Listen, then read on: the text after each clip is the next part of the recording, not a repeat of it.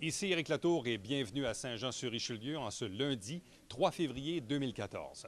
La semaine dernière, nous vous avons présenté une première série d'extraits de cette séance du Conseil où on vous disait notamment que la lune de miel était terminée, et on l'a vu, entre l'ex-candidat à la mairie Alain Laplante et le maire Michel Fecteau. Mais au cours de cette assemblée, également, on a senti un certain accrochage entre deux conseillers, Robert Quentin et Hugues Larivière.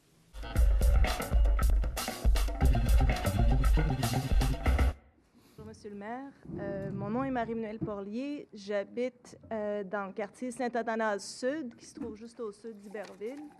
Et puis, je viens ici pour vous dire qu'on a un problème à Saint-Athanase-Sud. On n'a pas de parc. Donc, j'ai délimité un territoire qui s'étend de la 133 à la rivière Richelieu, puis de la rivière de la Barbotte à la rue Luc. La rue Luc, c'est à peu près l'équivalent du chemin de la Grande Ligne, si on veut, mais en s'en allant vers la rivière. Et dans tout ce périmètre-là, il n'y a pas un seul terrain de jeu. Pour les gens qui sont... Disons, le terrain de jeu le plus proche est à 2 km pour ceux qui sont les plus chanceux, ou 3,5 km. Et puis, dans mon quartier, il y a de plus en plus de jeunes familles. Il y a des maisons pas très chères. Et puis, il y a énormément de garderies. Il y a à peu près entre 12 et 15 garderies dans ce périmètre-là. Donc, en gros, ça dit... donc, j'ai ici déposé une pétition de 180 noms, une pétition à l'ancienne que j'ai faite en porte-à-porte par moins 25, moins 30 degrés. Donc, 180 noms des résidents du secteur. Donc, il n'y a personne de Chibougamau qui a signé ça, là.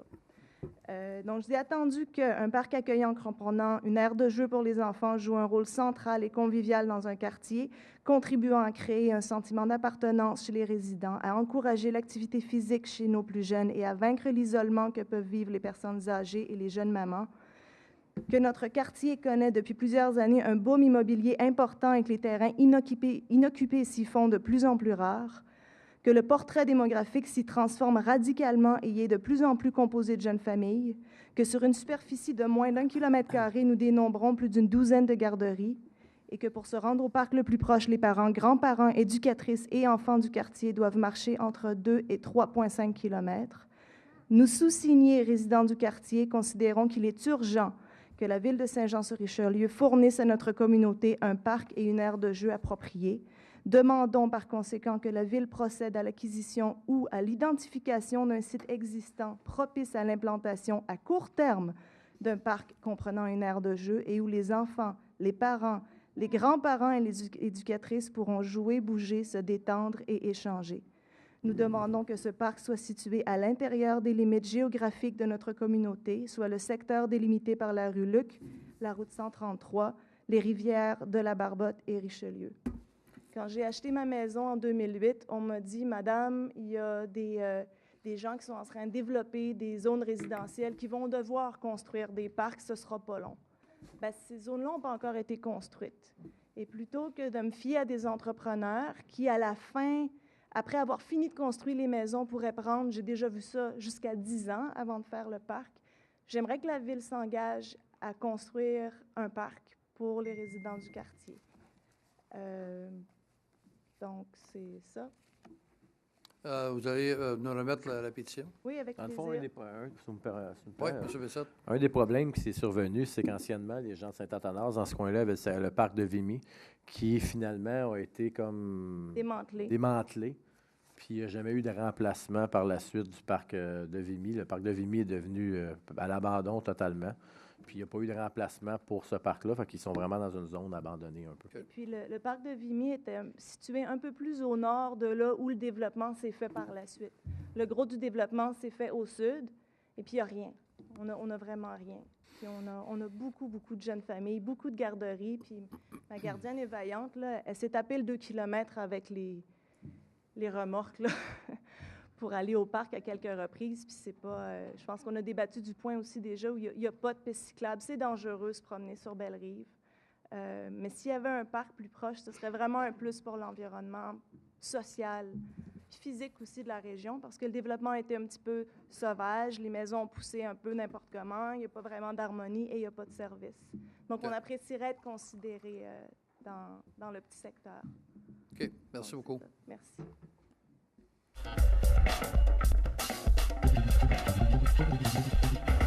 Bonsoir, Doris Bonneau, copropriétaire des condos sur la rue Bonneau, 268 rue Bonneau. Moi, je demande la réévaluation de la circulation et le stationnement. Je formule pour la deuxième fois une requête pour enlever les pancartes non de stationnement devant le 276 rue Bonneau. Attendu que les difficultés concernant la sécurité, à savoir la sortie de la cour pour les condos 268, 272 et 276 rue Bonneau, et l'obligation d'effectuer un virage en U lorsque nous venons de Saint-Luc. Attendu que la vue longeant sur le trottoir, sortant de la cour jusqu'au bout du tournant de la rue Bonneau, serait accessible s'il n'y avait pas d'auto de stationner sur le coin sud et le coin est de la rue Bonneau. Je me réfère à tous les autres coins de la rue. Là, il n'y a pas de stationnement dans les coins occupés.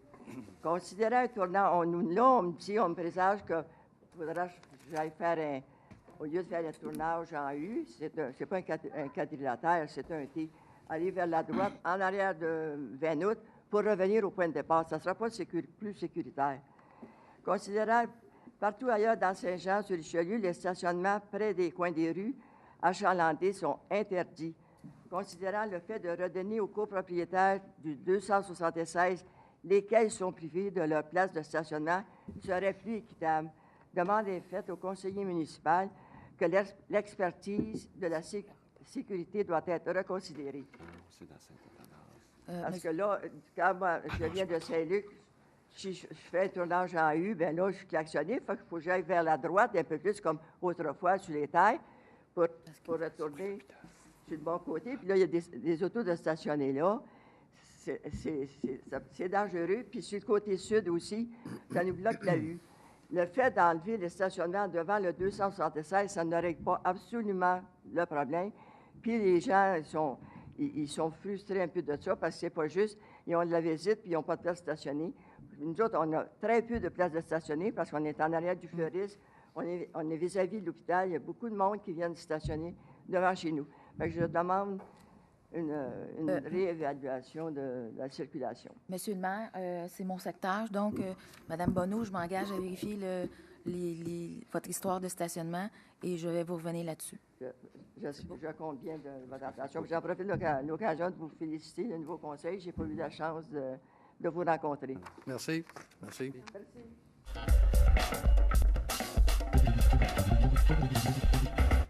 Alors, bonjour tout le monde. Dominique Chaumière, crève-cœur, secteur d'Iberville.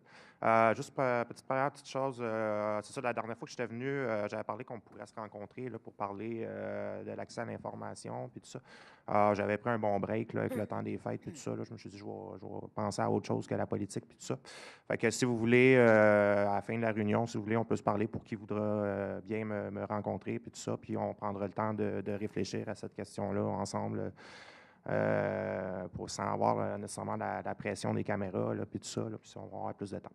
Alors, aujourd'hui, j'aimerais ça parler d'un autre sujet. En fait, j'aimerais ça qu'on se tourne un peu vers l'avenir. J'aimerais ça qu'on parle un peu de la jeunesse. Je sais que pendant la campagne électorale, il y a eu, en fait, les membres de l'équipe Vision Legrand qui ont parlé de créer un conseil municipal jeunesse. Vous, M. Fecteau, votre parti, vous aviez parlé de créer un forum de consultation pour les jeunes. Alors, vous aviez, mettons, deux idées. Alors, je voulais savoir, qu'est-ce que vous allez faire? Vous allez faire un mix des deux ou juste un des deux? Ou, moi, j'ai parlé d'un conseil jeune, puis les jeunes, à l'heure actuelle, il y en a déjà existé un. J'ai eu des ex-employés chez moi qui en ont fait partie.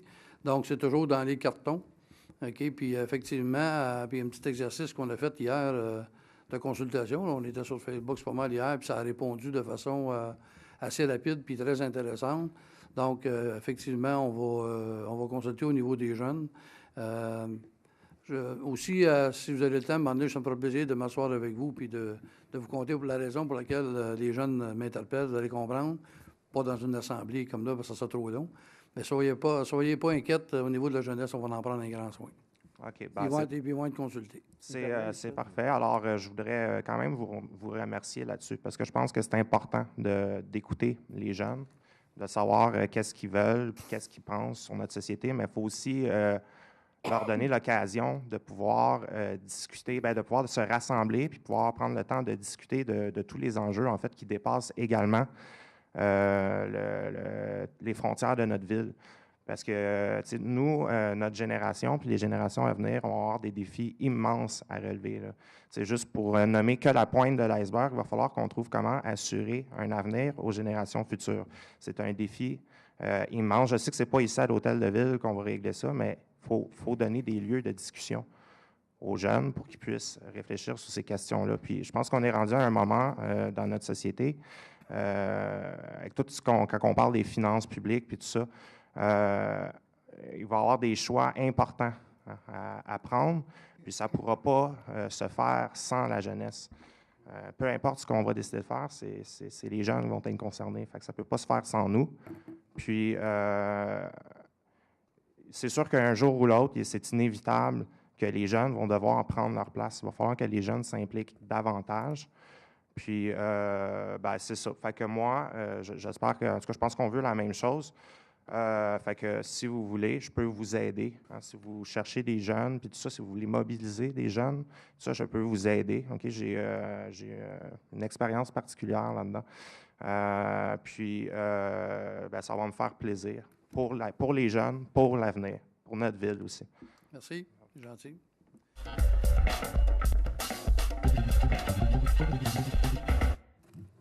Premièrement, j'aimerais remercier Mme Poirier qui est venue tantôt porter la pétition, parce que c'est pas juste une pétition qu'elle a amenée, elle a amené aussi un point que je trouve super intéressant, c'est les commentaires des gens, pourquoi ils veulent un parc.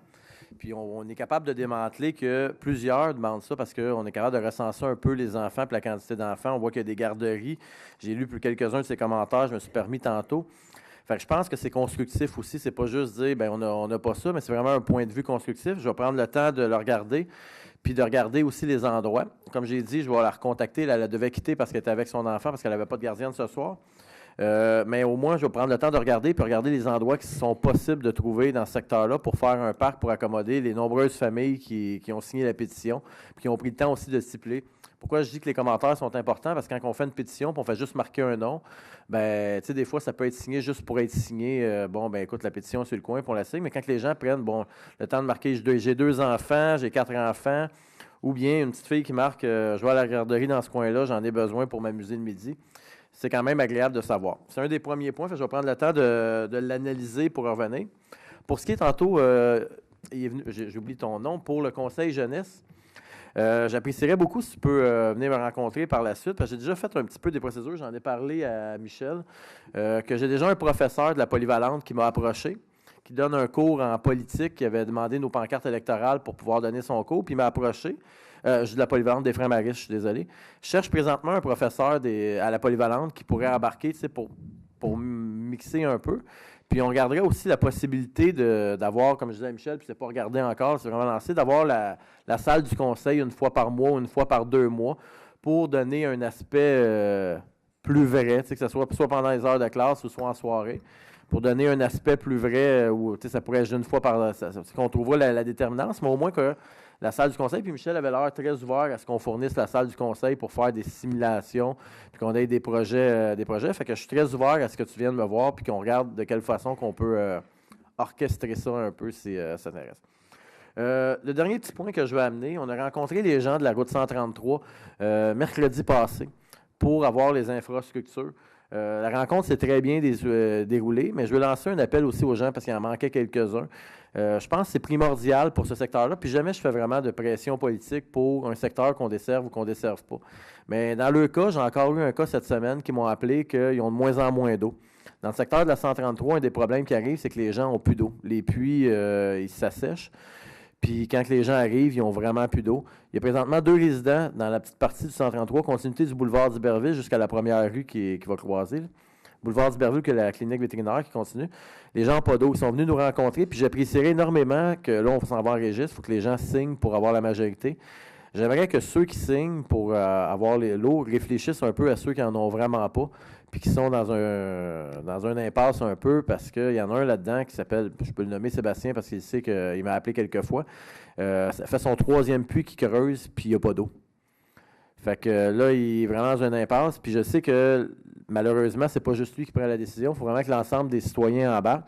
Fait que je les encourage fortement. La Ville a aussi incité puis a mis des incitatifs importants pour pouvoir les desservir. Fait que s'il y a des résidents qui ont des hésitations ou qui ne sont pas sûrs, bien, qu'ils communiquent avec moi, parce que je pense que c'est primordial dans ce secteur-là. C'est tout pour ce soir, puis je vous souhaite une bonne soirée.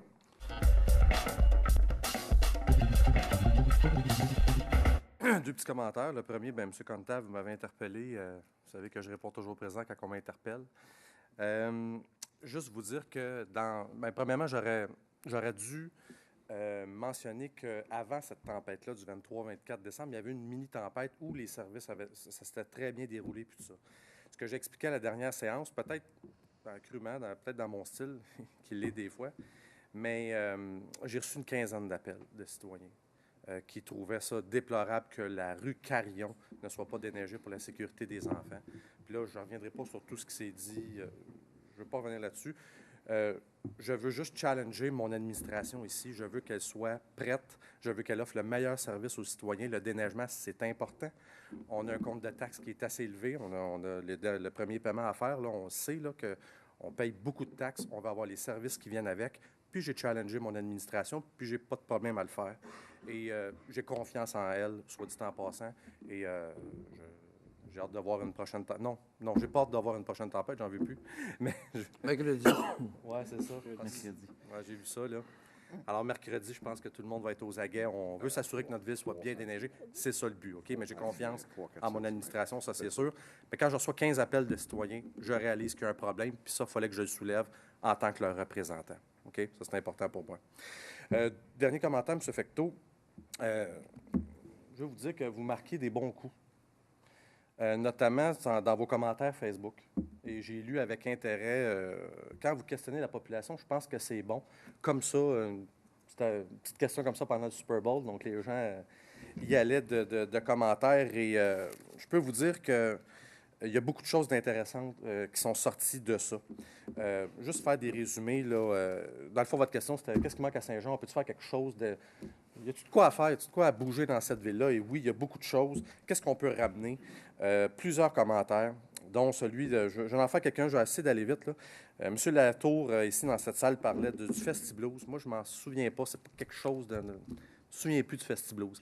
Mais, ouais, c'est ça. J'ai 40 ans, je m'en souviens plus. Mais ça a l'air que c'était vraiment, vraiment bon. Bonne idée à ramener. Que toute la sur la rue du Quai, je me souviens qu'il y avait une Saint-Jean-Baptiste qui s'est tenue sur la rue du Quai. Ça avait attiré plein de monde. On a une super rivière, je l'ai dit dans toute la campagne électorale. Il faut la mettre en valeur, cette rivière-là. Il faut trouver des façons de la mettre en valeur. J'ai confiance que la conseillère du centre-ville va être capable de mettre des projets pour le faire et l'ensemble du conseil aussi. On a parlé d'un festival de son et lumière sur la rivière, des lasers, ça c'est spécial, mais quand même, de mettre des feux d'artifice. En tout cas, tout pour revaloriser la rivière Richelieu. Je sais que dans Saint-Eugène, dans le parc Ronald-Bourgard, on a un projet là-dessus, puis j'en ai déjà parlé, mais on y reviendra. Gilles Couture a parlé d'un tennis intérieur qui manque à Saint-Jean-sur-Richelieu. C'est totalement vrai. On est la 11e plus grande ville. À Saint-Eustache, ils ont un tennis intérieur de, je pense, 20 terrains. Puis nous autres, on est la 11e plus grande ville, puis on n'a pas de tennis intérieur. C'est une offre qui manque à Saint-Jean. C'est une bonne affirmation. M. Alde parlait d'un événement culturel qui manque, alternatif, artistique, dans le centre-ville. C'est une bonne idée. M. Hudon parlait d'un sentier de ski de fond au club de golf.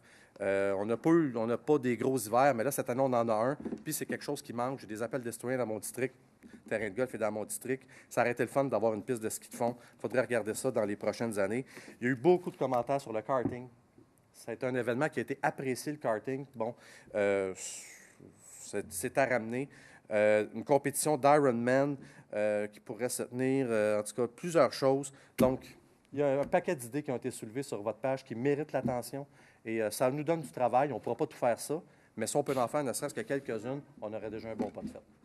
Merci. Donc, c'est une excellente idée de consulter les citoyens puis d'impliquer les citoyens dans la prise de décision.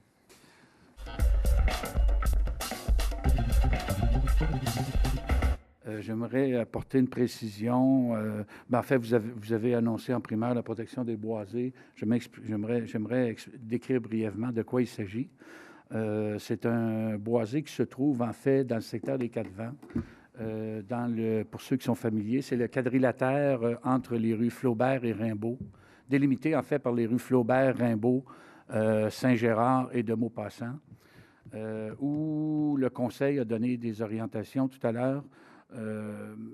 Si vous vous souvenez, l'an dernier, il y avait une possibilité il y avait un projet de développement, que ce soit en phase 1 ou 2, dans ce quadrilatère-là.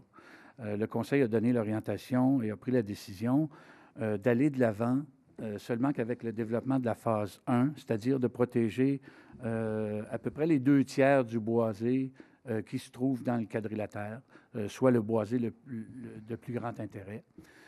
La seule portion qui sera développée est à l'extrémité est, où c'est essentiellement une clairière, le prolongement de la rue de Ronsard. Il va y avoir une 40aine de maisons là.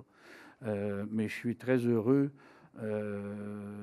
Pour ceux qui s'en souviennent, l'an dernier, en fait, il y a eu une initiative d'aller de l'avant avec les plans de vie. Finalement, on a bloqué le projet l'été dernier, en attendant le nouveau conseil.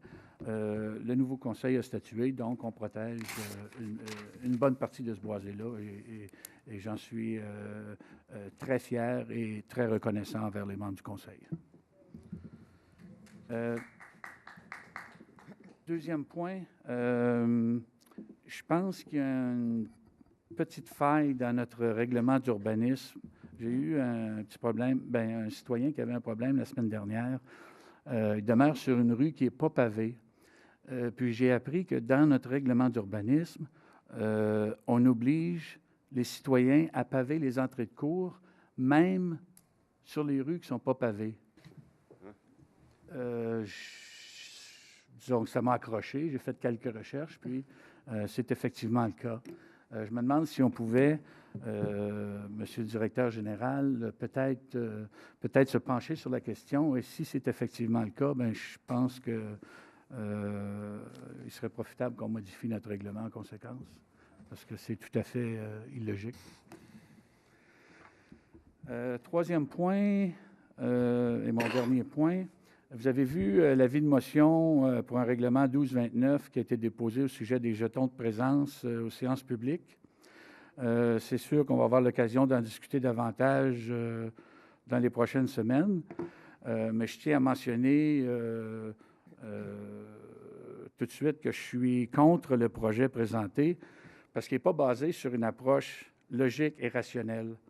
Il s'agit plutôt de ce que je considère de la partisanerie qui fait partie d'une petite guéguerre dont le seul but est de régler des comptes avec l'ancien conseiller du district 3.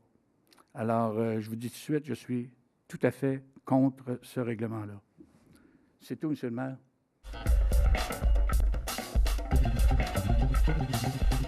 Oui, mon dernier point, je n'ai pas été méchant jusqu'ici, mais je pense que je me suis senti visé parce que M. Quentin a parlé du district 3. Ça s'applique à moi. Bien, moi, je veux juste vous dire que les assemblées du conseil sont supposées être là. C'est une question d'éthique, puis c'est une question de respect du citoyen. C'est le seul lien souvent qu'on a direct avec le citoyen, l'assemblée, du conseil municipal. On doit être là. C'est vrai que ça me vient de mon adversaire de toujours qui passe ses hivers en Floride. Mais rares sont ceux, comme monsieur a dit, ça vient à la goutte. C'est vrai que c'est une goutte, une assemblée, puis d'enlever 250 pièces. La ville, ça ne mettra peut-être pas riche avec ça. Mais c'est des gouttes qui, des fois, n'en font beaucoup quand tu guettes toutes les petites gouttes. Puis moi aussi, à la première assemblée du conseil, le nouveau conseil, je pense que tout le monde avait le devoir d'être ici à l'assemblée. Ça fait que la remarque de M. Quentin, je la prends. C'est correct. Mais c'est ma réponse, un peu. M'avez-vous déjà demandé, M. Larivière, où est-ce que j'étais ce soir-là? Pardon? Est-ce que vous m'avez déjà demandé où est-ce que j'étais ce soir-là? Non. Voulez-vous, je peux vous le dire après. OK. Mais ça, vous aviez peut-être une réponse. Vous auriez pu m'en parler avant. Mais c'est ça. Je vous dis seulement que quand tu es capable de mettre 50 heures par semaine dans les 10 dernières semaines avant la date des élections, quand tu es capable de mettre 500 heures pour te faire élire en 10 semaines, tu es capable de mettre 63 heures par année pour venir aux assemblées du Conseil.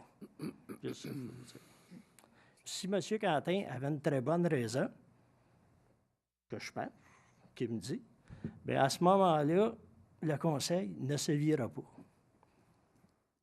Fait que là-dessus, c'est fini.